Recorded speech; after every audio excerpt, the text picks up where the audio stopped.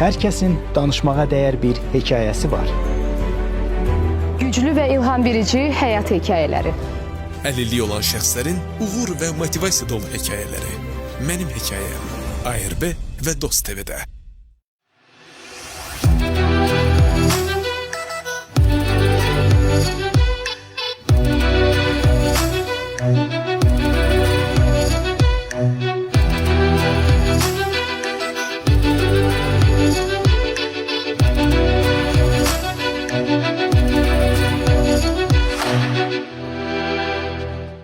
Xoş gördük, əziz və dəyərli Mənim Hekayəm verilişinin izləyiciləri.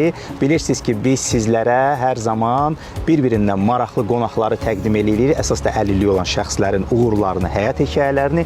Bugün də həmkarım Gülnar xanımla birlikdə bu gözəl havada gözəl bir xanım qonağımızı sizə təqdim edəcəyik. Bəli, gözəl bir yaz günündə çox gözəl bir xanımla sizi tanış eləmək istəyirik. Qonağımız, qəhrəmanımız Əsmər Həsənova video montaj mütəxəssisidir. Bəli, bir xanım üçün, bəli, bir qadın üçün çox qeyri-adi bir peşədir. Bugün onu yaxından tanıyacağıq və artıq yanımızdadır. Görürük artıq Əsmər xanımı. Qonağımız da gəlir, bəli. Xoş gəlmisiniz Əsmər xanım. Xoş gördük Əsmər xanım. Necəsiz? Çox sağ olun. Siz necəsiz? Necəsiz? Xoş gəlmisiniz. Təşəkkür edirik. Biz də yaxşıyıq. Mən eşitməmişdim indiyənə qədər montajçı bir video montaj edən bir xanım haqqında. Gözəl əl işləri var Əsmər xanım. Bəli, Əsmər xanım hər tərəfli istedadlı bir. Maraqlı söhbətimiz olacaq düşünürəm. İstəyərdim elə gəzə-gəzə bir gedək, həm söhbət edək sizinlə. Çətin deyil ki, Əsmər xanım belə. Yəni dünya belə gəlmisiniz və bu həyat tərzinə çevrilib. Bəli. Əlbəttə ki, hər şey gözəldir.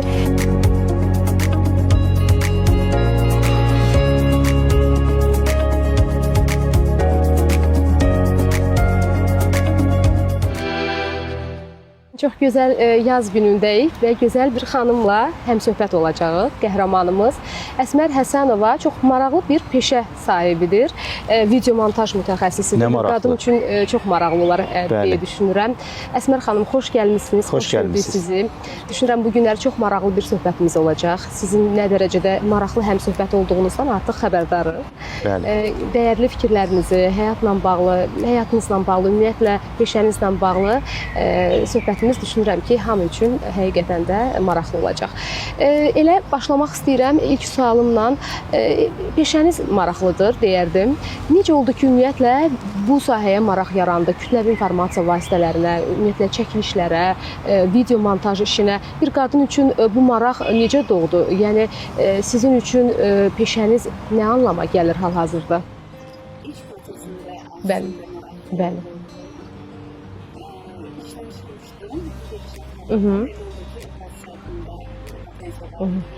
Bəli.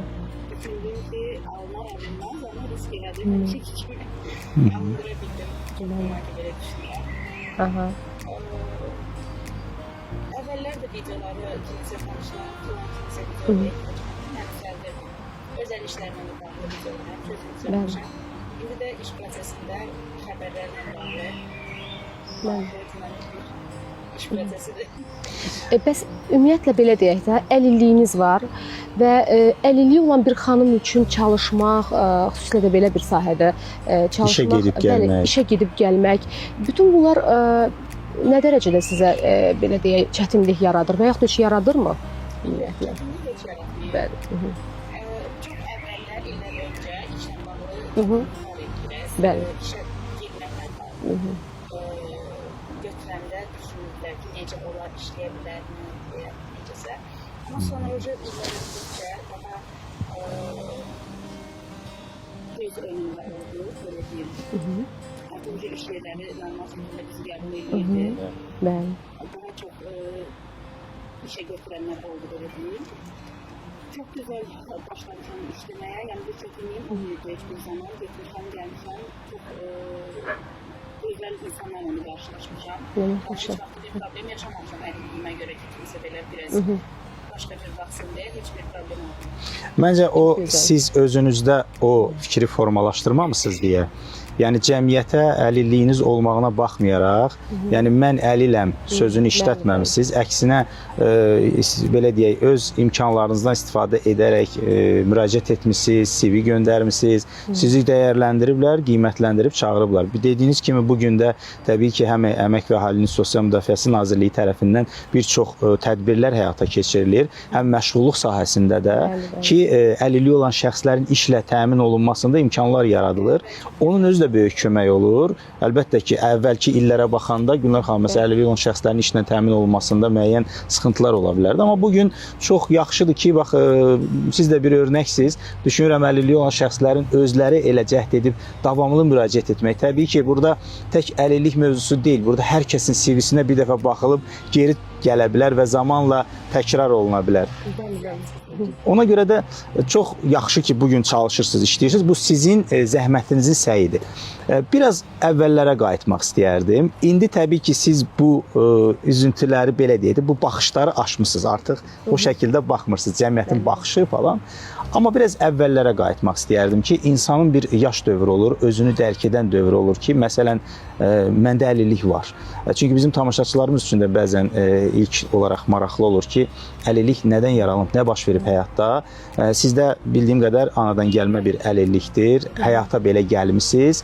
Hətta bir qardaşınız da var, Masər, o da eyni belə deyə əlillikdən həyata belə göz açıbdı. Bu yaş dövrünü və bax bu keçdiyiniz dövr necə oldu ki, Əsmər xanım özünü toparladı və belə deyək də bu əlilliklə əlilliyi uğura çevirə bildi? Adamın özünə gücü asılıdır.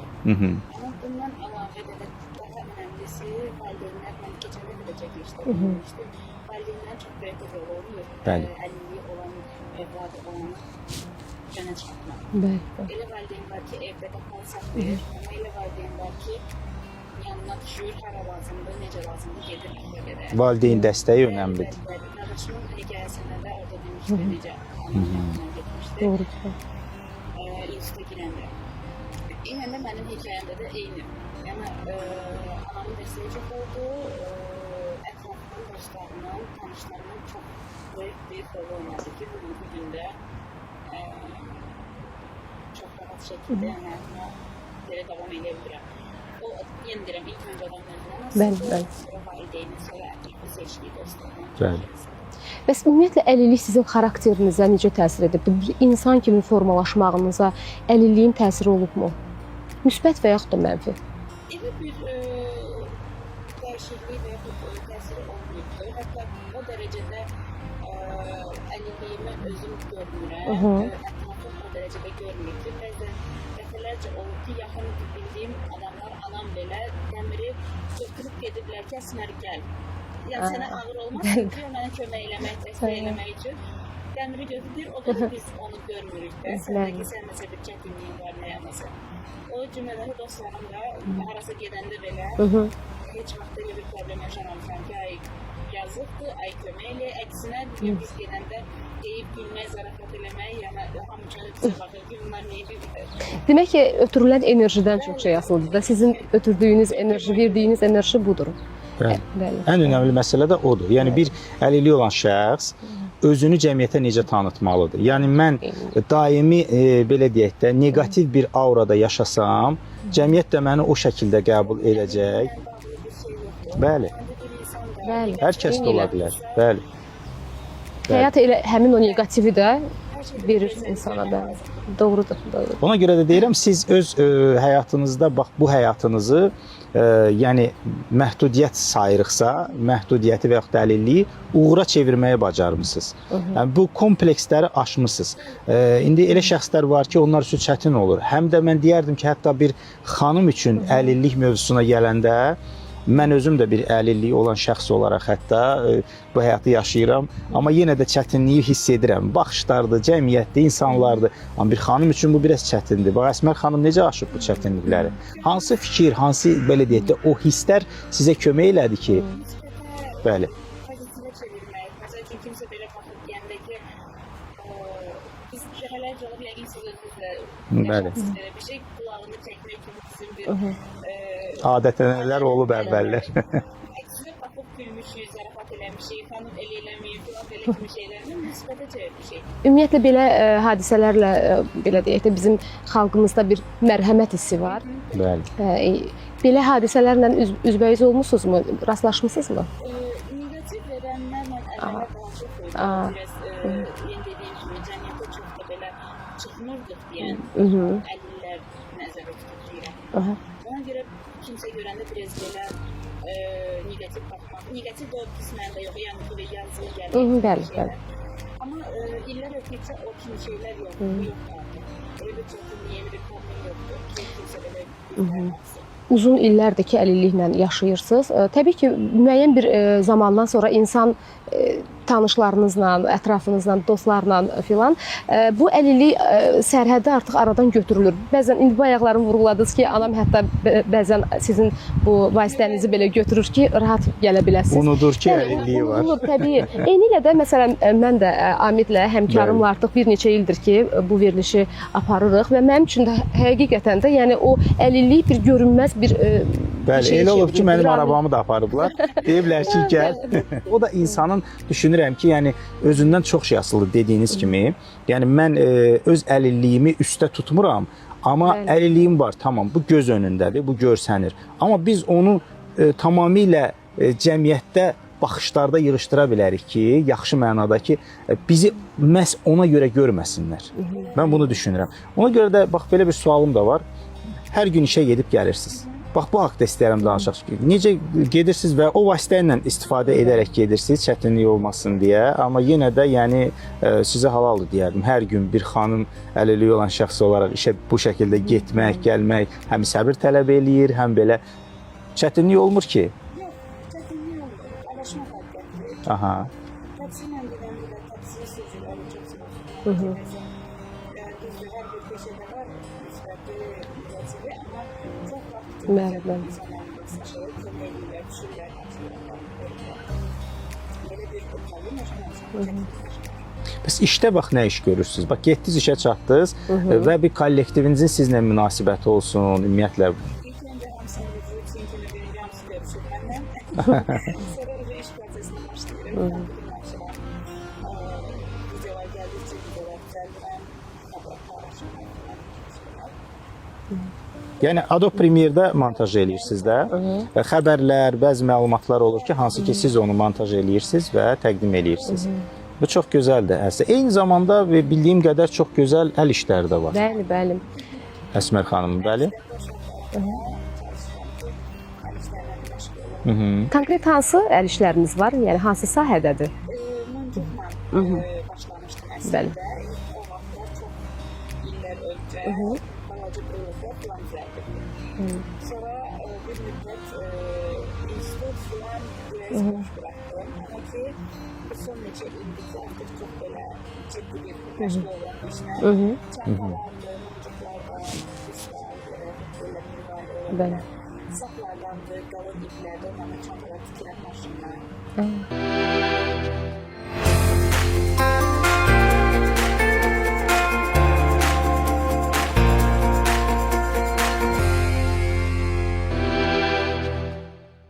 Bəs ən önəmli məsələ, əlilliyi olan şəxslər arasında bu sualı biz həmişə Gülnar xanımla veririk. Əsmər xanımın ruhdan düşdüyü an olubmu ki, yetər, bitdi, cəmiyyət baxışı olsun, hətta iş mühiti olsun, təhsil olsun, ümumiyyətlə hər sahədə olsun, ruhdan düşdüyünüz bir an olubmu?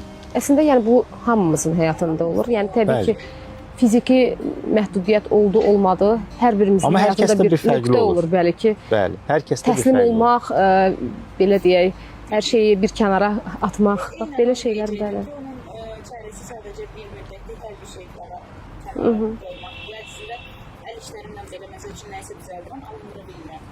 Ona gəlir deyir ki, sən ona günlərlə vaxtını sərf edib əsəb keçdiyinə bir günlük qoy onu qırağa, bir dənə beynini təmizlə, təzdən başla düzəltməyə alacaq. Eynində elə də olur. Əsəbi vaxtında, nəyisə yorğun vaxtında alındıra bilmirsən. Ona görə bəzən adama o stop lazımdır. Bəli. Kənara çəkiləsən. Və özünü toparlaya biləsən. Toparlayıb yenidən başlayasan. Bəli. Hər kəsin həyatında olur təbii ki bu. Əsmər xanım, öz timsalınızda və ümumən cəmiyyətdə əlilliyi olan insanlara, əlilliyi olan şəxslərə münasibət istərdim bu barədə danışasınız. Necədir illər əvvəl və indi? Hansı fərqləri var? Cəmiyyətin baxışları dəyişir. Daha obyektiv baxışlar, daha sadə deyim, problem eləməyərək deyim. Bəli. Cavanlarımız əslində kənardan baxanda düşünürsünüz ki, biraz belə başqa cür böyüyürlər uşaqlarda. Amma onların belə içində kömək eləmək istəyən olur. Nə bu vasitəyə görə baxmırlar, belə deyirlər. Bu şəxs gəlir, hə, məsəl üçün gəldi, keçdi, ki, baxmır. Artıq o baxışlar daha çox azalır. O da düşünürəm ki, bax belə verilişlərin, əlilliyi olan şəxslərin özlərinin cəmiyyətə çıxmağı olsun, uğurla tanınmağı olsun. Biz də həmişə Gülnar xanımla birlikdə çalışırıq ki, ümumiyyətlə hər bir qəhrəmanımızın uğuru ilə tanıdaq. Yəni onu bir məhz əlilliyin üzərində qurmayaq, amma biz bu haqqda danışmalıyıq. Çünki əlilliyi olan bir şəxsin taleyi haqqında danışırıq və o göz önündə olan bir məlumatdır. Biz onu gizlədə bilmirik. Amma çalışırıq ki, həmişə elə bizim qonaqlar olub ki, deyib ki, mənim əlilliyimi çox vurğulamayın. Təbii ki, bəli. Biz onu vurğulamaqdan məqsədimiz o demək deyil ki, sizi məhz bu əlillik çərçivəsində görürük. Bilirsiniz, əslində çox böyük bir rol oynayır ki, adam özünü qəbul eləsin. Hər bir şey öz adımla. Bəli, bəli, bəli. Doğrudur. Mən əliləm, burada bir problem yoxdur, burada mənim günahım yoxdur. Bəli. Sən belə yaranmışsan, mən belə yaranmışam. Bizim sənə heç bir fərqimiz yoxdur. Ağlın üstündə əlim ayağım, yəni işləyirəm. Bəli, bəli. Oxuyuram, bəzən elə olur ki, sağlam insan oxumur. Bəli. Amma əlilliyi olan şəxslərin çox çoxdur. Bəli, bəli və çox da uğurlar qazanır. Bəli. Çox da uğurlar. Bəli. Və siz necə öyrənmisiniz bu montaj proqramını? Maraqlıdır. Texnologiyadan ümumiyyətlə marağım oldu. Amma sırf bu proqramla işləməyi iş sayəsində öyrənmişəm. Aha. İş prosesində öyrənmişsiniz. Praktik olaraq həm işləyərək belə öyrənmisiniz. Həmişə də girəndə demişəm, başqa bir sahələr olsun, digər sahələrə çox işləmişəm. Aha. Ne bir işləmişəm, receptionda olaraq, silahlı işləmişəm, heç məlumatım olmadığı halda. Bu kimi şeylərdən demişəm ki, mənə işi verin, mən praktikə olaraq öyrənəcəm o işi. Mənə demək nə ki, get onu oxu, bunu öyrən, mən onu elə öyrənib səqiyyədə heç danışmayacaq. Heç nə dəyişməyəcək. Əksinə praktikada, bütün işlərimdə də 4-5 günə artıq sərbəst oturub özüm işləmişəm. Bax, bu yaxşı bir addımdır ki, ümumiyyətlə bir şəxs işləmək istəyirsə, o işdə məni nə gözləyir qorxusu olmur. Bəli, o əlilliyi olan insanlarda da o ola bilər ki, görəsən mən orada gedib işləyə bilərəm. Şəxs olaraq elə düşünə bilər, amma cəhd etmək ən böyük addımlardan biridir. Ki, siz o addım atırsınız, bəli. İşi öyrətdiyim həmişə əməkdaşlara da təzə yeni götürmüşəm ki, yoxmayın, risk edin. Müştəriylə danışmaq da qorxulu bir şeydir. Danış, sərbəst ol, hər bir şeydə də elə asan. Əsmər xanım, amma həyat elədir ki, hər kəs fərqlidir, xarakterlər, iradələr fərqlidir. Hər insanın həyata baxışı, dünya görüşü fərqlidir. Eynilə də bu əlilliyi olan insanlara da aiddir təbii ki. Bəzən əlillik insana o qədər mane ola bilər ki, o qədər kompleks keçirə bilər ki, evdən bayıra belə çıxmaq istəməz. O qədər potensiallı bəlkə də insanlar var ki, bugün evdən o dörd divardan çıxa bilmirlər, aşa bilmirlər o maneələri, beyindəki, düşüncədəki maneələri. Çox istərdim ki, elə insanlara, baxın, öz elə timsalınızda tövsiyələr verəsiniz. Özündə güc toplasın, o qorxmasın çölə çıxmaqdan, nəsə bir iş görməkdən. Bəli. O evdə oturduğunda nəsə bir uğur qazana bilər şəxs. Vacib deyil ki, sən hansı bir öz sidələsən gələsən. Öz işində ola bilər, əl işlərində ola bilər. Var bizim Azərbaycanlarımız var ki, əlilliyi ola sırf əl işinə məşğul uğur qazanırlar. Ürəkli olur, səbirli olur, bəzən də səbirli olmuyor. Səbir də çox olanda o da ziyan eləyir. Yəni qarşıya qoyulan o xəyallara doğru, məqsədə doğru addımlar atılmalıdır. Siz yaşamalısınız. Bəli. Ona görə də çalışın, onu gözəl yaşayın, yaxşı yaşayın, istədiyiniz kimi yaşayın. Siz bugün pozitiv baxırsınız həyata və eyni zamanda bu vasitə ilə hərəkət etsəz də, belə deyək də, heç özünüzdə o kompleksləri yaşamırsınız. Cəmiyyət mənə necə baxar, kənar necə baxar. Siz də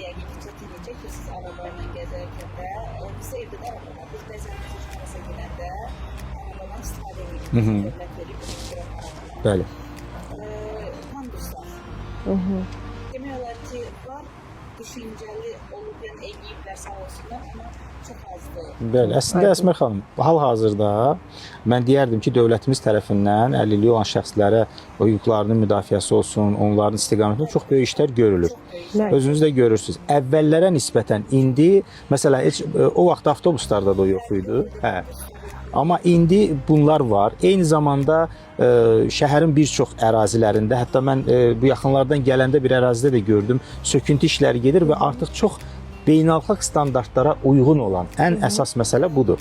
Ona uyğun olan panduslar düzəldilir və bu da birdən-birə düzələn bir iş deyil. Siz özünüz də bunun şahidi olursunuz. Mən də bu həyatı yaşayıram, ona görə... Biz hətta belə yolla gedəndə görürük ki, öz ifadəsi filan işləri gedir. Bəli. Qardaşım zəng edir aidiyyəti qurumlara ki, orada pandus olacaq, olmayacaq da, yəni bəzən deyirlər olacaqdır, bəzən ora şəxsi olduğuna görə deyirlər olmayacaqdır, xahiş edir ki, bəs qoyun. Dövlətimiz də sağ olsun, həqiqətən bütün bu istiqamətlərdə işlər görür. Hətta buradan vurğulayardım ki, sizə Dost Agentliyində əlilliyi olan şəxslərin hüquqlarının müdafiəsi ilə bağlı monitorinq komissiyası fəaliyyət göstərir. Eyni zamanda komissiyanın üzvü olaraq da biz də fəaliyyət göstəririk və o komissiyanın daxilində, belə deyək də, qurumlarla görüşlər keçirilir və hansı ki, bütün dövlət qurumlarının nümayəndələri iştirak eləyir, həm vizual baxışlar keçirilir. Şəxsən mənim özüm də bir neçə dəfə, ən əsas mövzu da burada nədir? Əlilliyi olan şəxs özü monitorinqdə iştirak edir, vizual monitorinqdə. Düzəldilən panduslar olsun, o istiqamətdə. Bu artıq bilirsiniz, dövlət səviyyəsində həyata keçiriləndə daha effektiv olur, daha tez şəkildə həyata keçir. Ona görə də elə bu monitorinq komissiyası da fəaliyyət göstərir məhz o dediyiniz istiqamətlərdə. Orada tək, inanın ki, tək əlil arabası deyil. Orada gözdən əlilliyi olan şəxslər var, bütün kateqoriya əlilliyi olan şəxslər var və cəmiyyətdə hazır bu işlər görülür və dövlətimiz tərəfindən və eyni zamanda da artıq biz şahidi oluruq. Məsələn, bu yaxınlardan dəmir yolları istiqamətində bir iş görüldü. Məsələn, Kürdəmirdə bir stansiya açıldı və orada da müəssərlik tam təmin olunmuşdu. Bəli, tam təmin olunmuşdu və ondan öncə də Dost Agentliyində Dəmir Yolları İdarəsindən belə deyək, bir nümayəndəsi iştirak eləyirdi. Dəmir yollarının, Azərbaycan Dəmir Yollarının nümayəndəsi idi və orada da biz o mövzu haqqında beynəlxalq standartları vurğuladıq və qeydlər aparıldı. Düşünürəm ki, bax, belə addımlar nəticəsində artıq işlər daha da sürətlənir. Dediyiniz kimi bütün şəhərimiz, necə deyərlər, müəssər olsun və gözəl olsun. Sizə təşəkkür edirik, bir daha minnətdarımızı bildiririk və işlərinizdə hər daim uğurlar arzu edirik. Təşəkkür edirik. Sağ olasın. Bax belə, dəyərli izləyicilər, dəyərli ARB və Dost TV izləyiciləri, mənim hekayəmin növbəti buraxılışının sonuna gəldik. Növbəti görüşlərdə görüşmək ümidi ilə sağ olun. Sağ olun, salamat qalın.